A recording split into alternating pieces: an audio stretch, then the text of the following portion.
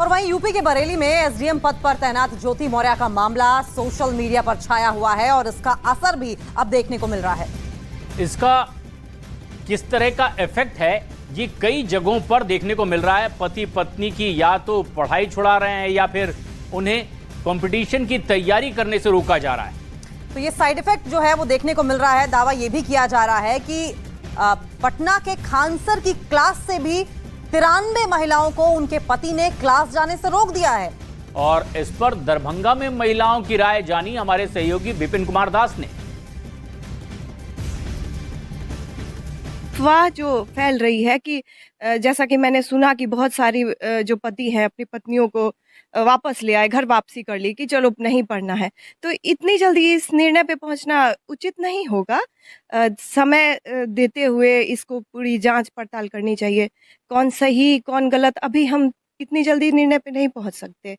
इसको रोकने के लिए तो समाज में जागरूकता लाना पड़ेगा, एक चीज। दूसरा, जैसे लड़कियां पढ़ रही हैं, आगे बढ़ रही हैं, तो लड़कियों की सोच भी बदल रही है।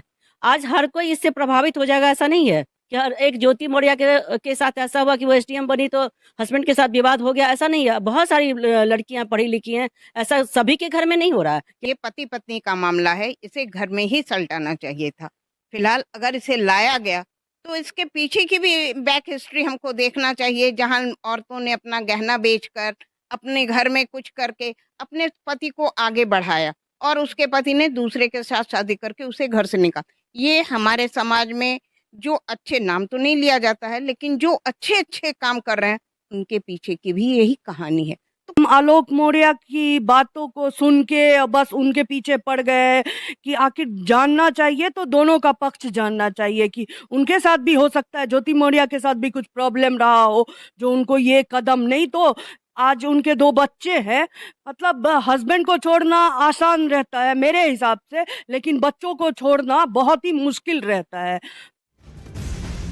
ऐसे ही बिहार के मुजफ्फरपुर में भी कोचिंग क्लासेस करने वाली छात्राओं ने भी इस अहम मसले पर अपनी राय दी है। ज्योति मौर्य ने किया, उसके लिए हम लड़कियां ही क्यों सहे? उन्होंने किया, उनकी कोई प्रॉब्लम होगी, बट हमें अपनी इच्छा से पढ़ने की ये होनी चाहिए। और हमारी फैमिली जब पढ़ा रही है तो हमें भी ईमानदारी पूर्वक पढ़ाना चाहिए, क्योंकि हम लड़कियां ने कुछ ऐसा नहीं किया जो की हैं, उनकी वजह से हम क्यों सहे? ये दरअसल बहुत ही गलत है। एक ये की सजा सबको नहीं मिलनी चाहिए।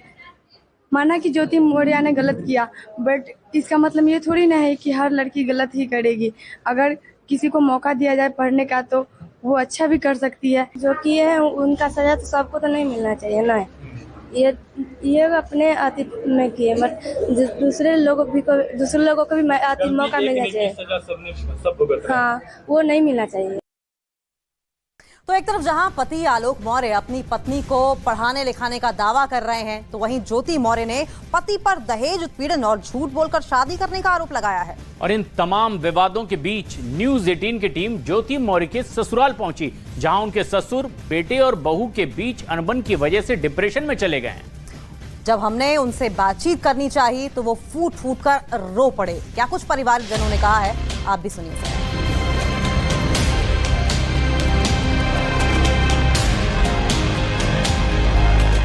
पीसीएस ज्योति मौर्य और उनके पति के बीच अब शायद कुछ बाकी नहीं है, जिसे बचाने के लिए दोनों कुछ कर सके। ज्योति मौर्य को रंज इस बात का है कि उनके पति ने उनके रिश्ते के विवाद को जग जाहिर कर जगहसाई करवाई है और सरेआम पति पत्नी के रिश्ते की मर्यादा को तार तार कर दिया है। अब इसके बाद कुछ बचा नहीं है, जिसके लिए ज्योति मौर्य आलोक के साथ एक पल भी रहने की सोचे। इसीलिए ज्योति मौर्य ने साफ साफ कह दिया है कि वो चाहे जो करेंगी, लेकिन अब अपने पति के साथ जिंदगी गुजारने की सोच भी नहीं सकती। हम किसी को छोड़ेंगे या नहीं छोड़ेंगे, हम अपनी जिंदगी में क्या करेंगे, हमको छोड़ेगा क्या करेगा हमको नहीं पता, लेकिन हम आपके साथ नहीं रहेंगे।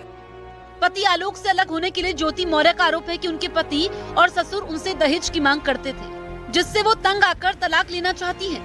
ऐसे में ज्योति मौर्य के आरोपों की सच्चाई जानने के लिए हम उस गांव पहुंचे, जहां ज्योति मौर्य ब्याह कर लाई गई थी, यानी आलोक मिश्रा के पुश्तैनी घर आजमगढ़ के बचवल गांव में हमारी टीम सीधे ज्योति मौर्य के ससुराल पहुंची, जहां घर के बाहर और अगल बगल की पड़ोस में सन्नाटा पसरा हुआ था।